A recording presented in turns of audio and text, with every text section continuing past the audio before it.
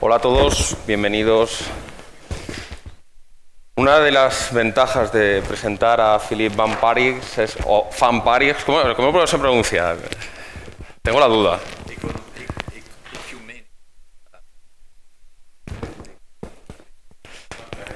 Van Parijs.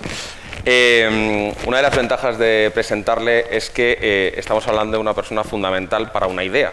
No suele pasar tan a menudo que tengamos la posibilidad de encontrarnos a alguien que sea fundamental para una idea. Es como si estuviéramos hablando de marxismo y nos encontrásemos con Karl Marx. Es como si nos hablásemos de capitalismo y nos encontrásemos con Adam Smith. Y no lo digo yo, lo dice la Wikipedia. Buscas renta básica y aparece el nombre de Philippe como uno de sus máximos proponentes desde hace años. Y eso no es baladí, porque nos encontramos con una idea que es potente, la idea de la renta básica. En su libro, Ingreso básico, que es curioso porque cambia en la denominación lo que siempre hemos llamado renta básica, lo consideramos en la nueva traducción ingreso básico. En este libro no solamente hace un recorrido sobre todas las proposiciones que ha habido sobre la renta básica, desde Thomas Spence, Thomas Paine en el siglo XVIII hasta todo lo que hemos visto aquí, el dividendo de Alaska. Se plantea absolutamente todas las propuestas que se han ido desarrollando a lo largo de los años, sino lo que para mí es más valioso desde cualquier punto de vista, es que coge las posiciones contrarias, que seguramente ha escuchado en innumerables foros académicos de este tipo, todas las preguntas que en un momento dado le hemos hecho para decir por qué esto no es así, pues han cogido muchas de ellas y las han intentado responder. Uno de los capítulos más apasionantes de este libro, sin duda, es en el que intenta responder a los escépticos sobre la primacía de la renta básica. Yo no creo en la renta básica, con lo cual soy un moderador como mínimo interesante para este debate. Pero el problema es que me he obligado a tener que plantearme cosas relacionadas con ella, porque no creo en la renta básica, pero creo en la tecnología. Decían, una cosa es que yo no creo en la renta básica, pero a lo mejor la renta básica cree en mí. Estamos en un mundo en el que la productividad ya no va a depender del individuo como ha dependido hasta ahora, en el que la forma de generar riqueza no tiene que ver con las personas o no va a tener que ver con las personas. Antes en una de las preguntas se ha comentado algo en este sentido. Que tengamos este debate en la Politécnica para mí es crucial, porque estamos ligando tecnología y estamos ligando filosofía y estamos ligando economía. Son todo aspectos que están cada vez más entrelazados en nuestra sociedad. Y no es baladí que lo hagamos. Mi compañera y amiga Marta García Ayer tiene un libro que se llama El fin del mundo tal y como lo conocemos, en la que habla de cómo el final de determinados procesos nos puede llevar al principio de otros. La renta básica en la que yo no creía hace 10 años, a lo mejor acaba sucediendo, no porque las barreras que en un momento dado me parecían insalvables no sigan existiendo, sino porque a lo mejor no hay más remedio en un momento dado para tratar un tema que Philippe ha tratado mucho en su obra, que tiene que ver con la idea de la justicia, que es una cosa que para él ha sido crucial y de hecho aparece repetido de numerosas formas en su libro. Él es profesor de la Facultad de Ciencias Económicas, Sociales y Políticas en la Universidad Católica de Lovaina, donde dirige la Cátedra Hoover de Ética Económica y Social, desde que fue creada en el 91, y también ha sido profesor visitante del Departamento de Filosofía de la Universidad de Harvard de 2004 a 2011. Os voy a pedir a todos, en la medida de lo posible, sobre todo para que luego tengamos mucho tiempo para escuchar a Philippe más que a nosotros mismos, que en la medida de lo posible el turno de preguntas se haga a través de la aplicación de Slido que hemos visto antes. Yo voy a ser extremadamente cuidadoso a la hora de que todas las preguntas que se hagan, recordad con el hashtag RB18, voy a intentar que se hagan todas las preguntas que quepan para el invitado, pero así tenemos mucho más tiempo para oírle a él, que me parece lo importante. Y sin más dilación, Philippe, por favor. Okay. Tengo, sí, 25 minutos, un poco más, también un poco más. Ok, hablaré en inglés, en parte porque es más fácil para mí. El español es mi lenguaje número 6, el inglés número 4, pero también por una razón más fundamental, que es que nosotros, europeos del continente, necesitamos reapropiar, reapropiar este lenguaje, que es el inglés, que es una combinación de francés y de alemán, impuesta a la población británica en el siglo V para la parte germánica y en el siglo XI per la parte latina. Así, el inglés es un dialecto del español, es muy cerca del español, pero es un instrumento para nosotros fundamental para permitir, para hacer posible la movilización, no solo la coordinación, pero la movilización, la lucha que es necesaria, que es para hacer la Unión Europea, hacerla capaz de hacer lo que quiere que hacer hoy. I continue in English, but before doing that, I want to ask you a question in order to see how far we've got after the initial two panels. I shall do so. I'm only a philosopher. I know I'm in a technological school, but I'll do that in a much more elementary way than before. You are going to answer with your voice. I'm going to ask the quick succession of 4 questions. I'll ask you who among you thinks that a basic income is desirable, desirable, but not applicable, applicable, then applicable but not desirable, then neither, and then both, okay? And you'll reply, I'll quickly say 1, 2, 3, and then you'll say nosotros, okay? With your voice. If you think you are the only one to think that, you can say yo, but, okay? So, ready? So you've thought about it? Okay. So, who think among you that basic income is desirable but not applicable? 1, 2, 3. Who thinks it is applicable but not desirable? 1, 2, 3. Who think it is not desirable and not applicable? 1, 2, 3. Who think it is both desirable and applicable? 1, 2, 3. Okay. Right. Well, the answer is not so obvious. One way in which this question, in a way a fundamental dilemma for basic income, is often phrased today, is that either it is something obviously desirable, but then it is not applicable in the sense it's not affordable, or not affordable in a sustainable way. Or it is obviously sustainable in a sustainable, obviously sustainable, obviously affordable, but then it is not desirable. And more precisely, the most simplistic form this dilemma takes is that you say, well, of course you could take all the all the cash transfers of the welfare states, so of both social insurance and social assistance, and you take all that and you distribute it equally between everyone. That is affordable because we've got the money, but it's not desirable because it will increase poverty rather than decrease it, because you give all this money to people who don't need it, and then you reduce the amount of money available for some people who badly need it, who have no other income.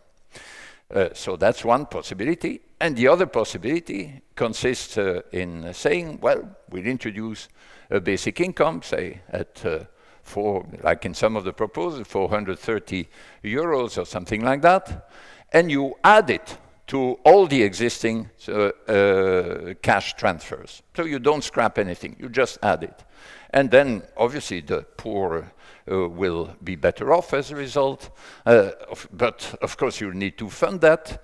And because of the sort of exercises to which we were invited, very usefully by Jose Maria and Miguel, obviously, we'll have a problem of affordability. But, of course, this is too simplistic a way of phrasing the dilemma. It's not that either you take all the money and you spread it equally between all, so where it's a full substitute for the existing transfers, nor must it be simply something you simply add.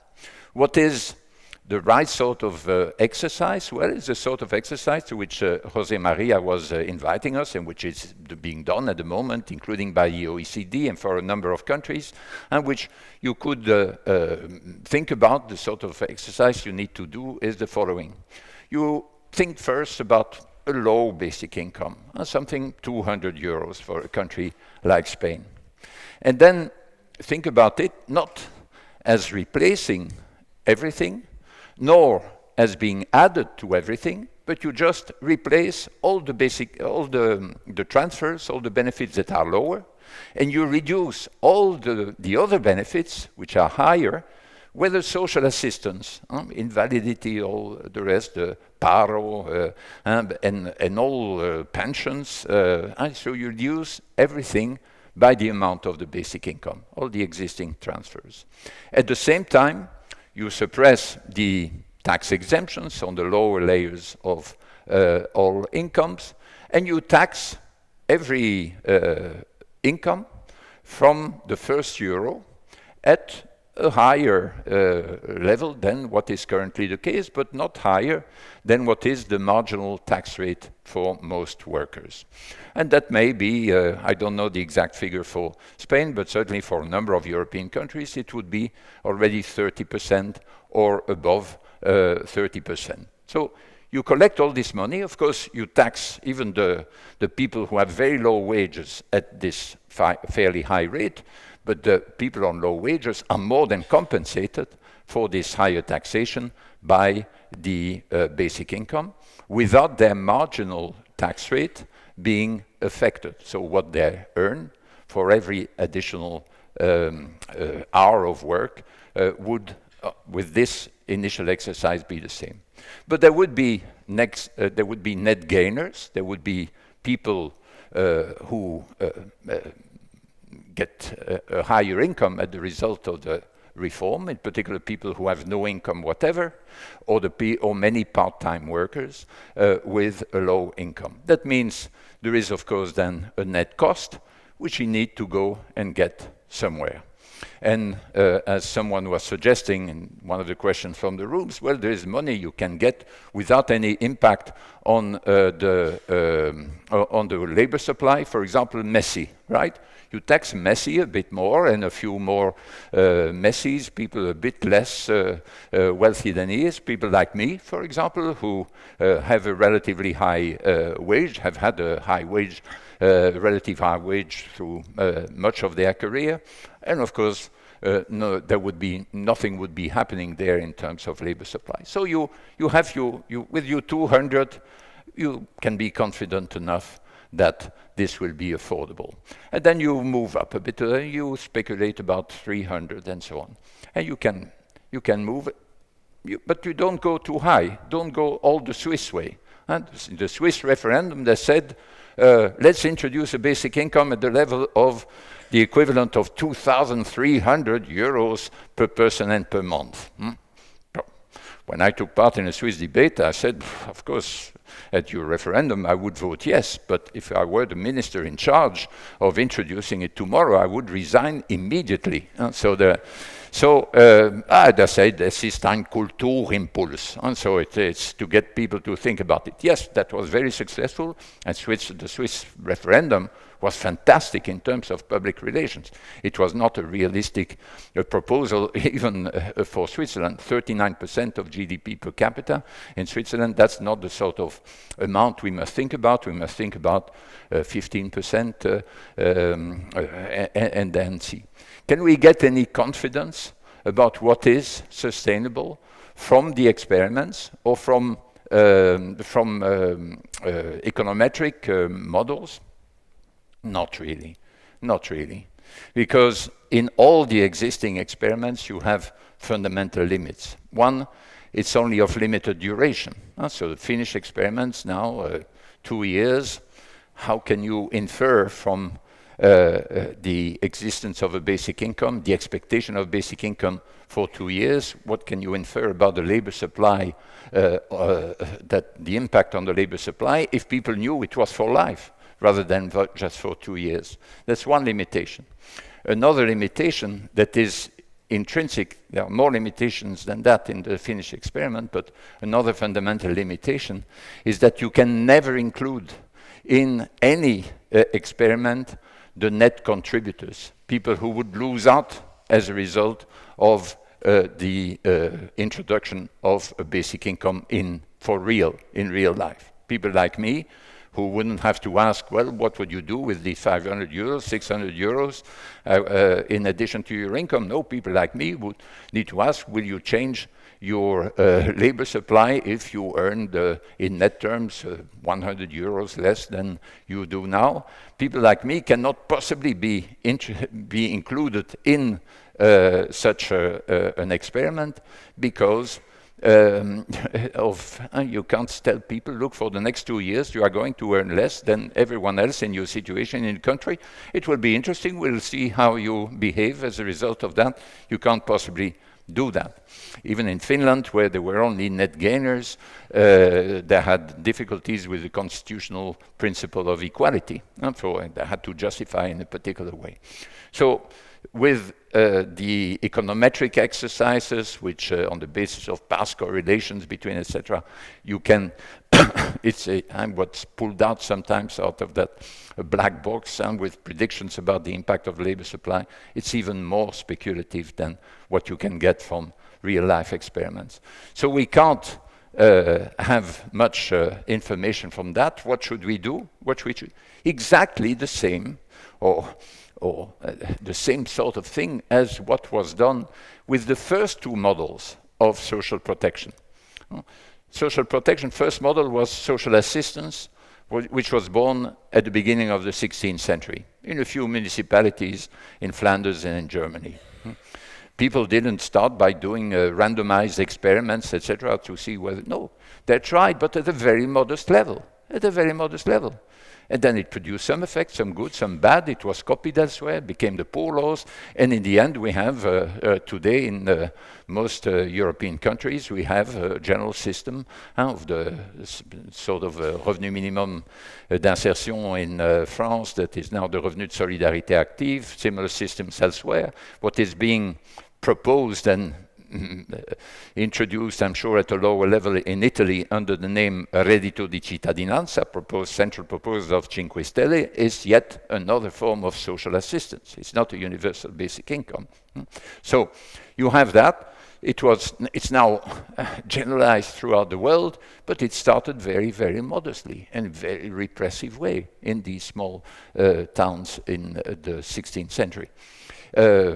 Social insurance started at the end of 19th century on the Bismarck in Germany, also very modest level. And for the bulk, it was only industrial workers, and for a large part of these workers, what they got by way of pension was 17% of their latest wage. And so it was very modest, but then it was introduced, people liked it, it was expanded, it was copied elsewhere, and the same must happen in the case of a basic income. Now, you could say, okay, you can find a level, maybe for Spain, 300, 400 euros, that is sustainable, that is affordable. But is it really desirable? Because we saw the figures about the poverty threshold. This is below the poverty threshold. What do you do about poverty with a basic income that's so low? That's a deep misunderstanding. And so even a so-called partial basic income, less than what you need in order to get beyond poverty if you live alone. This makes already a huge difference for poverty, for 3 reasons, which have been alluded to in the course of the morning. One is the rate of take-up. The proportion of the poor who actually get the money is higher when you have universal systems. It has been tested time and time again for child benefits. It's higher for 2 reasons. Many of the poor are not informed about the way they can get it, and because of the stigmatization, the humiliation of having to go and ask for it, many, even if they know how to get it, don't get it. 1. 2, there is the poverty trap, which has been referred to repeatedly. And so, but the poverty trap is not only the income differential, the fact that you won't earn more, or that you will earn hardly more if you start working. It's also the fact that you lose the security of the benefit you receive month after month if you try to accept a job. But then you may lose it after a while. You may realize that it's impossible to combine it with the 2 kids you have at home, and then you are not sure you'll be able to go back to the benefit. So there is the uncertainty trap. And thirdly, and equally important, is the fact that in all these figures about poverty, you usually lose sight of the intra-household poverty. It does make a difference whether each member of the household gets an income of his or her own, in terms of not only the distribution of purchasing power within the household, but the distribution of power. Because basic income, due to the obligation freeness, to the unconditionality, it's not only, it's often not even mainly a redistribution of purchasing power, it's a redistribution of bargaining power, due to the widening of the options that are open to people. Let me then, in my remaining minutes, make an objection to what I just said, because the conclusion of what I just said seems okay. So it means that the large majority in the room who knew that because of self-selection, the large majority that enthusiastically said the 2 are compatible. So I seem to confirm this by saying, well, you can have a level of basic income about which we can feel confident enough. You can never have 100% confidence, but confident enough that it will be sustainable economically. And at the same time, it is desirable, even if you think just about poverty, because of the 3 reasons I just mentioned. Moreover, basic income is not just about poverty, it's also about freedom. So giving everyone that freedom because of this, everyone in society because of this unconditional flow, and giving everyone a wider set of choices, and of course in a way that's far more relevant for the people who have few choices. But there are objections, and that came up also this morning. And I just mentioned 2. One says, well, is it really so desirable? Is it not giving up a very important right, which is the right to work? Isn't it a sort of capitulation, saying, well, there won't be jobs for everyone because of technological change and all the rest, and so we need to replace the right to a job, the right to work, by a right to an income? That's one objection. And the other objection, which is often far more emotional, it says, no, this is not desirable because there is a duty to work. You give an income unconditionally even to the people who choose not to work. So let me quickly say something about these 2 things. First, is it a substitute to the right to work? Absolutely not. The argument cannot be, and it's certainly not my argument, that jobs are going to disappear and therefore you need to give some way of surviving to the people who will be excluded forever. No, a basic income is a way of realizing this right to work for more people, making it more realistic for more people to get access to a job, and indeed, as several people pointed out, to meaningful job. Why? Well, for essentially through two mechanisms. One is that basic income is an intelligent, flexible way of sharing the existing jobs. There are some people who work too much. Well, you give them the possibility to reduce their working time more cheaply than is currently the case, because part of their income remains untouched if they reduce their working time. And because they reduce their working time, these jobs become available to other people, so that if they interrupt their job or if they reduce their working time, other people who work too little and who are ill because they work too little can take the jobs left temporarily by people who are sick because they work too much, right? That's one mechanism. But the other mechanism that really helps the first one work better, but also works independently, is the fact, has also been mentioned in the course of the morning, a basic income is also a subsidy to low-paid jobs, because you can accept a job that is paid badly or paid irregularly because you have this basic income. But, and that's why these two inconditionalities are so important, you can combine a poorly paid job with you benefit, and therefore you may be willing to do these badly paid jobs. But at the same time, it is the right to this basic income is not linked to an obligation to take any job you are being offered. You can give up a shitty job if you don't learn anything through the job. You are badly treated by your boss. You don't get on with your colleagues. The conditions are awful. The timetables are terrible. So you can give it up and you remain fully entitled to the basic income. This is why the basic income is at the same time something that increases the possibility of saying yes to certain jobs and of saying no to other jobs.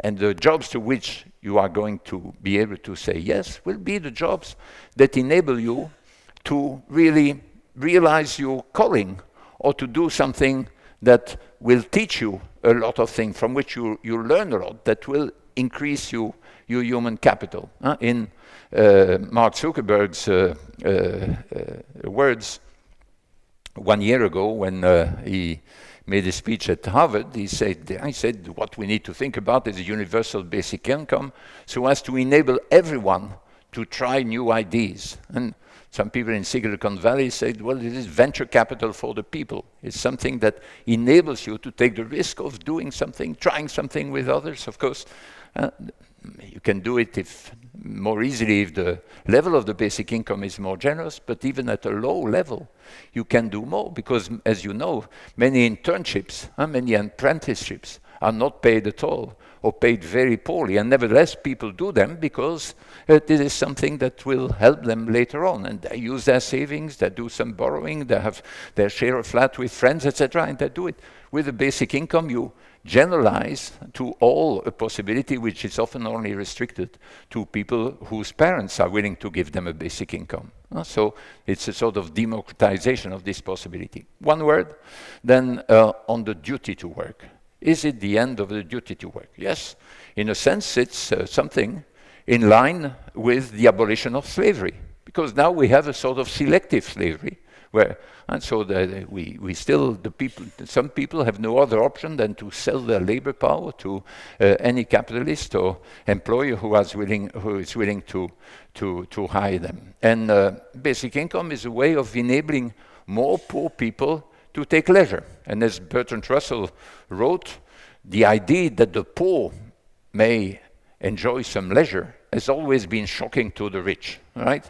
And so the rich can have leisure, that's not a problem, but for the rich, the fact that the poor could also choose to work less than is some... No, basic income is that. Of course, what it will mean de facto It's not people who will then spend the rest of their life sunbathing because they get 400 euros per month. No, it means, what it means de facto is that the woman who has to work until 7 o'clock every night to clean toilets in offices will be able to say, no, sorry, but at 4 o'clock I stop because I have my basic income, I can work part-time and so on. And then the people who employ her will have to pay a bit more in order to keep enough services for them, and it would only be justice. So occasionally when I'm in a university context, I say one day when the basic income will be high enough, so providing it's indexed in a proper way and it can keep growing as a proportion of GDP, not falling. One day, I don't know what you think about it, Miguel, one day when the basic income is high enough, the people who clean our toilets in our universities will be paid better than the professors, right? And this will only be justice, right? Because we enjoy the sort of job we do, being there, telling all sorts of stories to our students and so on. Correcting the exams is a bit less fun, but so anyway, compared to cleaning the toilets. So if you give more bargaining power to the people who have very little of it, well, you'll have that situation. But on the duty to work, I should add that it doesn't suppress the moral duty to work, but to work not in the sense of performing wage labor, but of doing things that are useful to others than yourself. Basic income in no way suppresses that. Don't think that you'll get esteem from your peer, from other people, or admiration just by cashing in a basic income. You'll only have this esteem if you do things that are useful for others. And basic income is in a way something that will help society to enable people to find better in the course of their lives things they can do well and they like to do, and these things go often together and at the same time can be useful for society. But and for many people, still this moral duty to be useful to others will take the form of paid labor for much of their work. Basic income is not a recipe for it's not a form of passive welfare state. No, it's a way of dynamizing our welfare state, providing it's coupled with a revolution in our educational system so that throughout life you can exploit all the knowledge on the internet, but in a way that you can appropriate it in a critical and creative way. Just a word to finish, and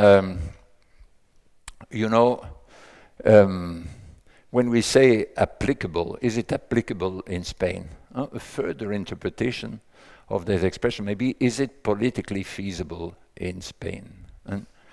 And it is essential to push that question away, for not start with that question. Because your job, our job, consists in making things politically possible that are not politically possible now. We need to think about these things, these proposals we make, and these sort of utopias, and we need to think about them. First, as was pointed out by our director here, in an interdisciplinary way. And don't let the engineers produce their utopias on their own. Don't let the philosophers produce their utopias on their own. I wouldn't say don't leave the lawyers produce their utopias. We had quite a few lawyers here today. Usually the lawyers are very anti-utopian. They say the law says this, so you can't do that. And today we had very sort of utopian lawyers speaking. But anyway, everyone must work together in order to produce these utopias, but in a no-nonsense way. And that's why I find it fundamental whenever there is some meeting about basic income, please invite critics, people who don't believe in it. Listen to them carefully. Because good ideas sometimes can be helped by ignoring critiques or by using bad arguments that, in fact, once you look at the evidence, in fact, don't stick. No, good ideas will triumph in the end only if they are supported by good arguments. And to distinguish good from bad arguments, you need to constantly listen to critique. This is the conviction that is present throughout the book we just published, published last year in English, and it's available in several languages now. But it's also something that has been present throughout in the basic income movement, the basic income network. I found it fundamental. It's so easy to become a little sect of people who all believe the same, who think that basic income will solve all problems in one go. No, it won't. Many problems will remain, but I think it's absolutely central for in a vision of the future that takes into account the technological, economic, and social realities of our century. Thank you.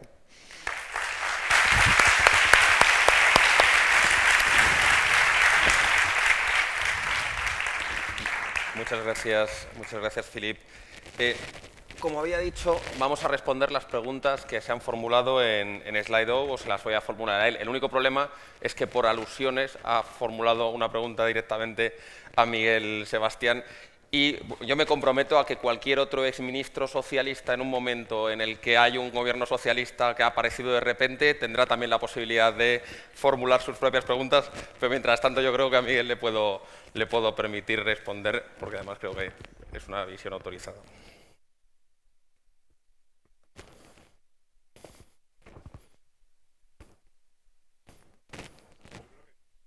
No.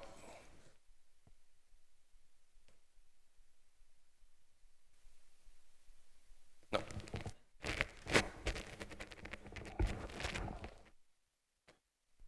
Espera, tenemos ahí otro. A ver, ahora. Ahora, perfecto.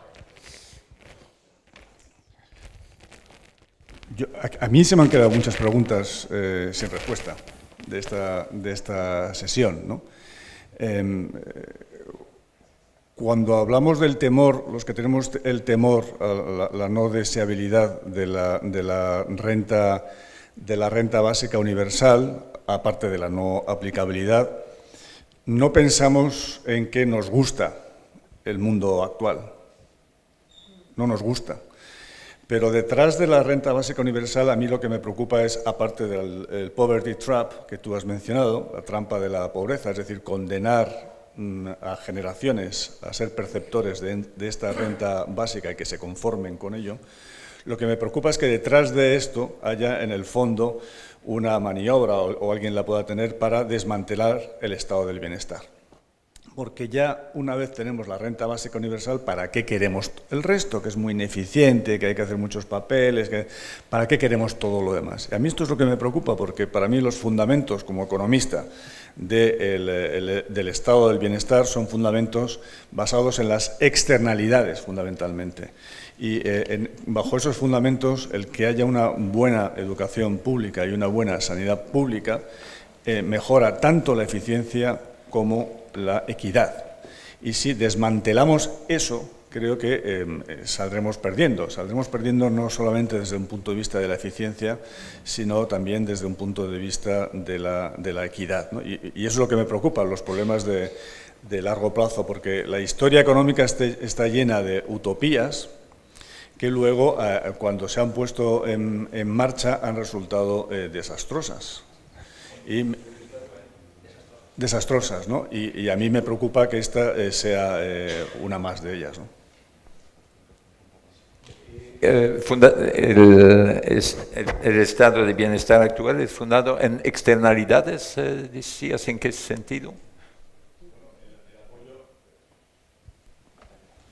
La justificación para que haya educación pública gratuita, para que haya sanidad pública gratuita, es porque el sector privado no es capaz de internalizar estas externalidades positivas y, por tanto, nunca invertirá suficientemente en educación, nunca invertirá suficientemente en sanidad, y el sector privado por sí solo, ¿no? Y por eso, de ahí la intervención pública es óptima, es decir, que no solamente mejora la equidad, que todos queremos, sino además mejora la eficiencia. Me preocupa que un mecanismo como el de la renta básica universal, que busca mejorar la equidad, empeore gravemente la eficiencia y a largo plazo incluso no consiga mejorar la equidad, entonces estaremos creando un doble problema, sobre todo si para financiar la renta básica universal renunciamos al estado del bienestar, que para mí es los pilares del estado del bienestar, pensiones, educación y sanidad son indiscutibles, ¿no? Como socialdemócrata, ¿no? Yeah, okay, I'll reply in English, it will still be easier. So, as should be clear from my presentation, and so contrary to a number of proposals, but a minority of basic income proposals, I don't see basic income as something that would replace, even in the long term, the whole of the two existing models of social protection.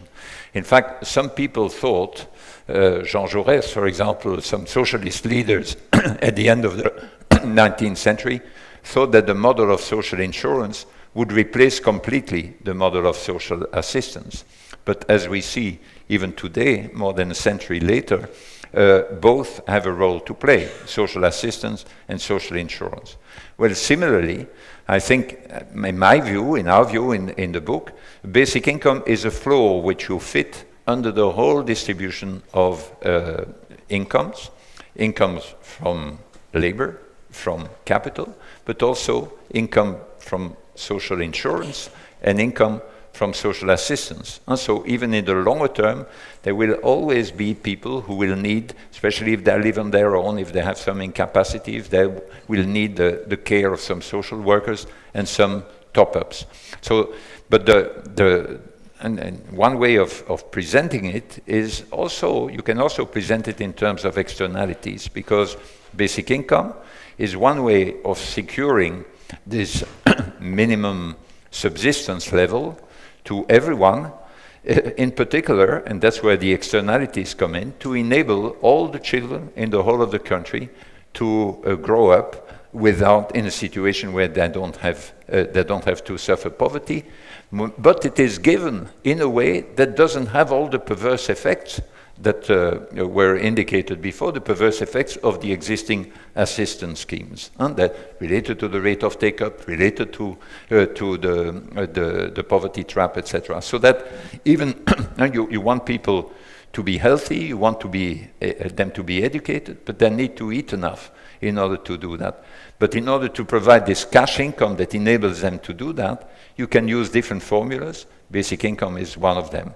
And it's not meant to replace the whole of social assistance, not meant to replace the whole of social insurance, but it's meant to enable them to work better under conditions that are our conditions today.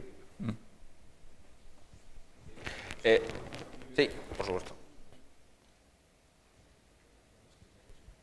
Muy brevemente, es verdad que no está pensada por él y por otros para sustituir. El problema es que la política es la política, e imaginemos que hay alguien que decida plantear a la sociedad, cuando la sociedad tenga una gran demanda de esta renta básica, que diga, vale, ponemos la renta básica universal, pero quitamos la educación pública, quitamos las pensiones, quitamos la sanidad. Ese es el riesgo, porque podrán decir, oye, ya tenéis la renta básica, págate tu educación, ¿no es cierto? Págate tu sanidad, págate tu pensión. Bueno, en ese caso yo me opondré a la renta básica universal.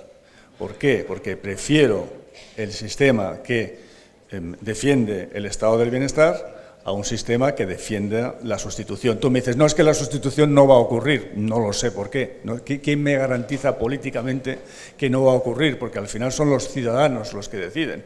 Y a lo mejor los ciudadanos pueden encontrar razonable el que con esta renta básica universal se sustituya la educación, la sanidad y las pensiones públicas. Este es el riesgo que creo que los defensores de la renta básica no tenéis en consideración, que es, en el fondo es un riesgo político, de que la utopía se convierta en un infierno.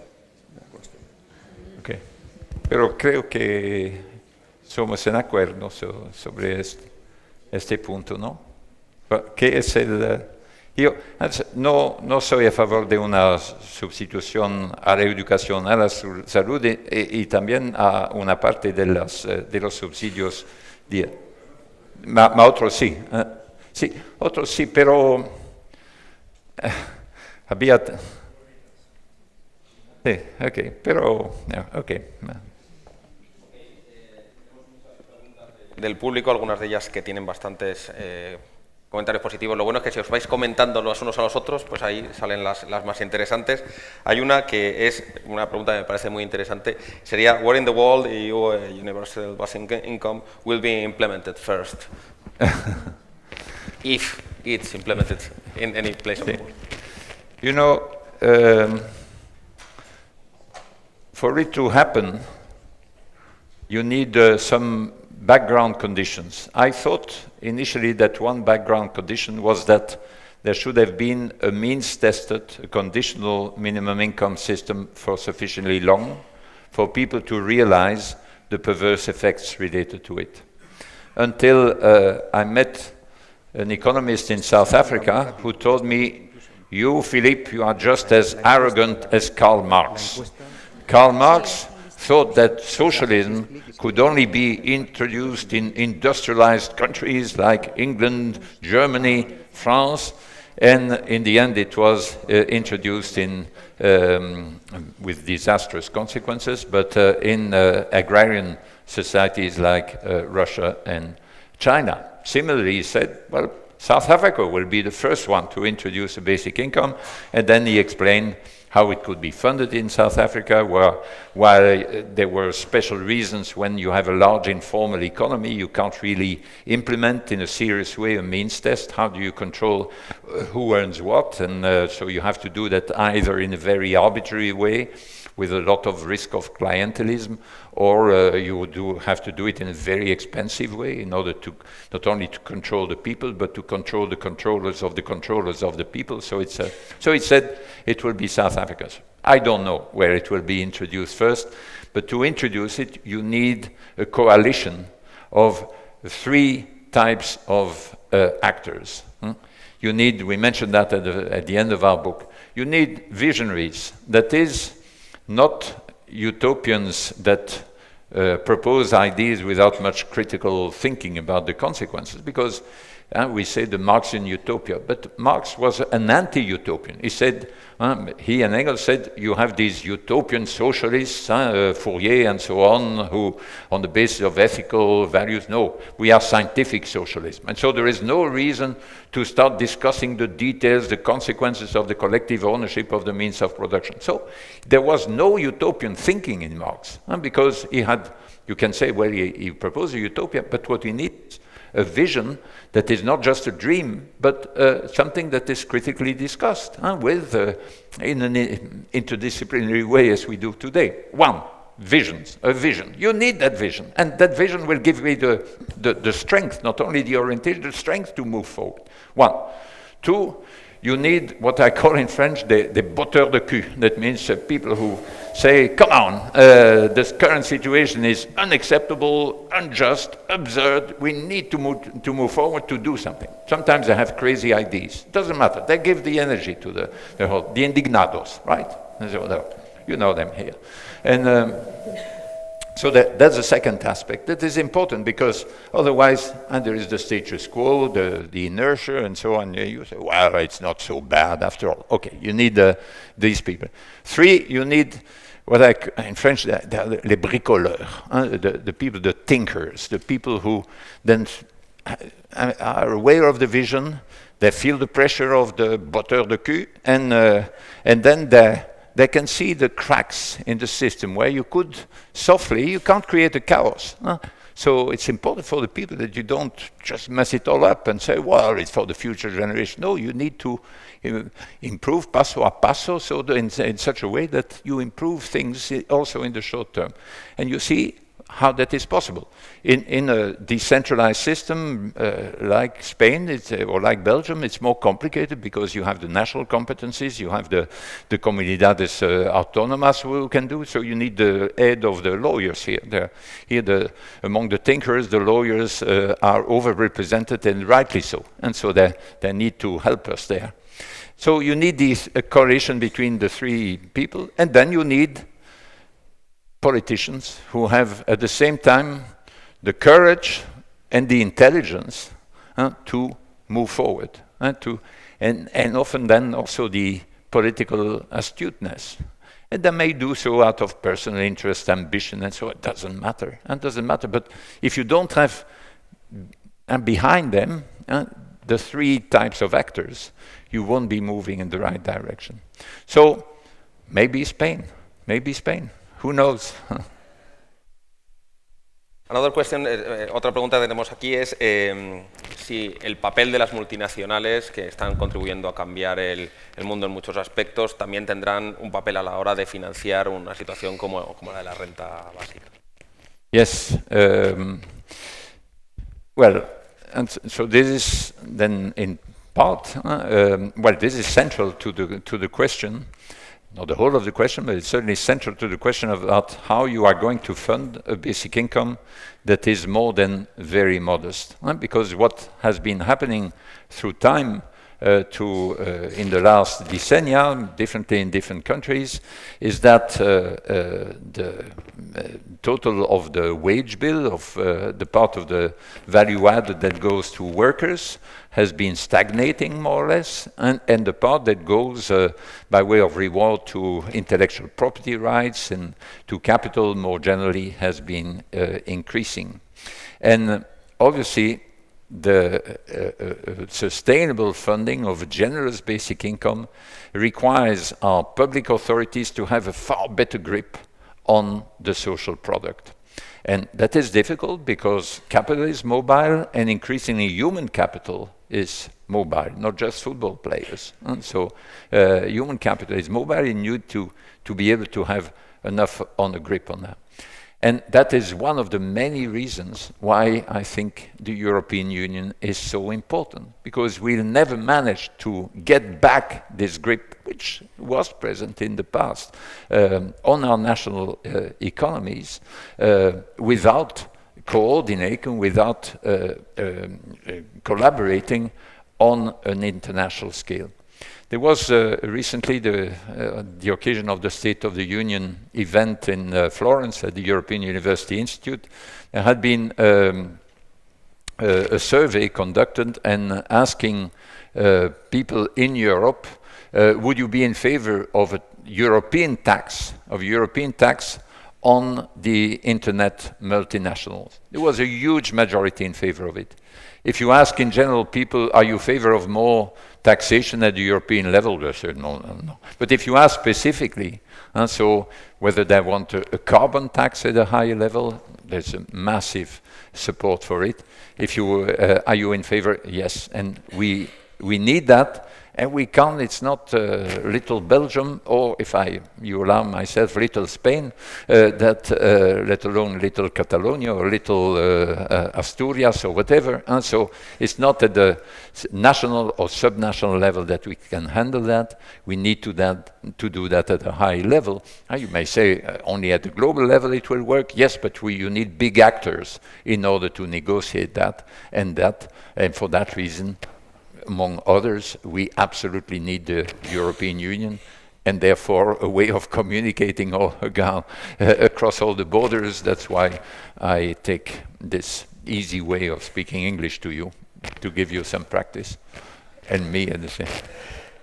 Nos pregunta Borja Santos que en el caso de que hiciéramos un experimento en una ciudad, nada más que en una ciudad, ¿qué aspectos a favor y en contra servirían para escalar ese proyecto a una escala mucho mayor y llevarlo quizá a un país? Si hay un experimento, si hiciéramos solamente el experimento en una ciudad, has hablado de hacerlo por ejemplo en Asturias, si hiciéramos en un territorio pequeño, in a small territory, what aspects, positive and negative? But you need to make a difference between so-called pilot experiments where you really try to implement it fully in a little part of a territory, and then just a sort of controlled experiment. If you introduce it, if you say, well, there are some attempts to do that in various parts of the world. In our city, we've decided we are going to introduce a basic income and we'll fund it with our own means, etc. The big problem, of course, with that is even more than, far more than at an international level, is how do you deal with immigration and emigration. And so if you have a generous basic income in a municipality, funded by the municipality, well, it won't take long, and the big taxpayers will leave the municipality to live next door, and the beneficiaries from elsewhere will flock in, unless you say, well, it's only for the people who were here, etc., etc. So I don't believe in that at all.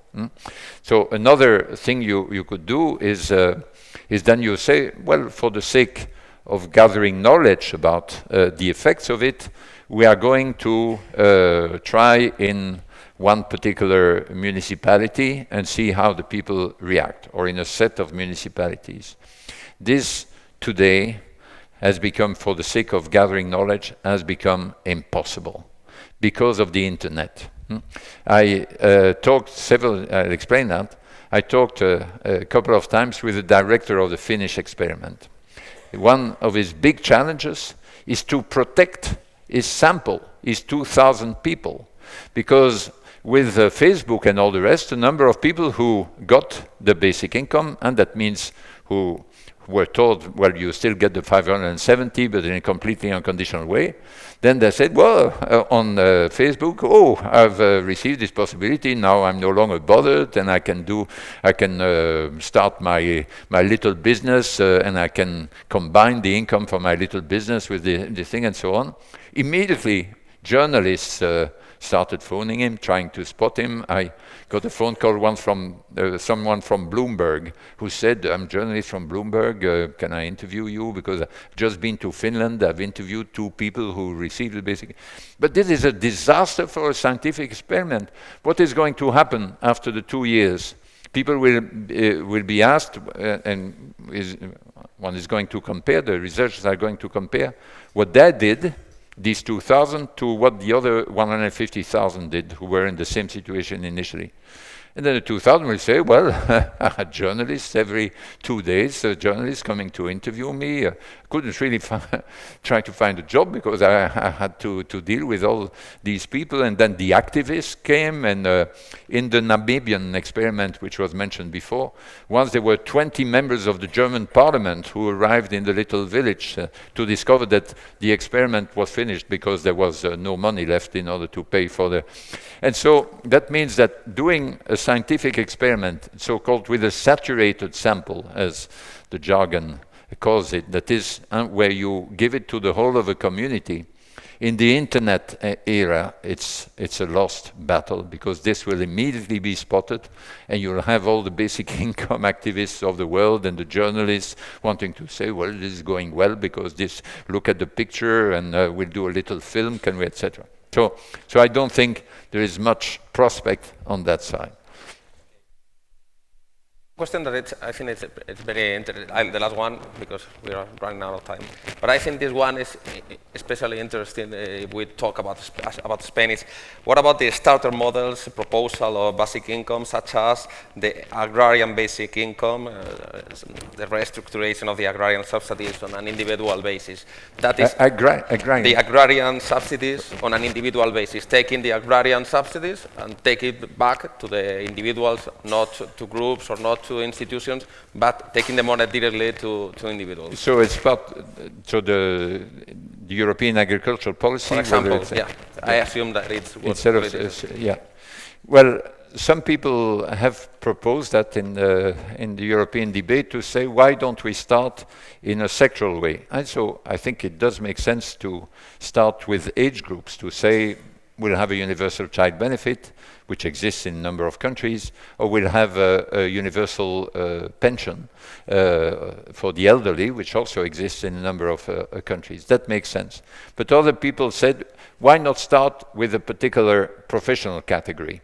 For example, the farmers, or for example, the artists. And I don't believe in that, because you'll have immediately a very intense conflict about who counts as a farmer. Who is a farmer?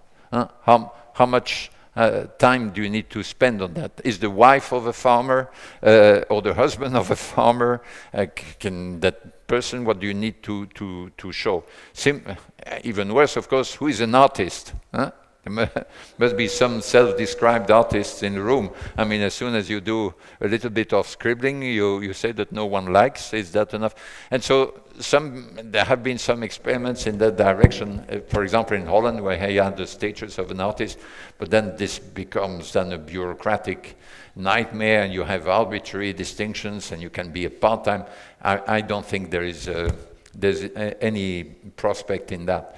I do think that we need a reform of the common agricultural policy, and we do have now, I mean, we've shifted gradually from subsidies to the products wisely to subsidies to the people themselves, but I don't see that as a promising avenue for a gradual introduction of a basic income. We would say for first the farmers in the countryside, and the farmers also in the cities. If you do a little bit of gardening on the top of on your roof, you can be entitled. I don't think that's the way forward.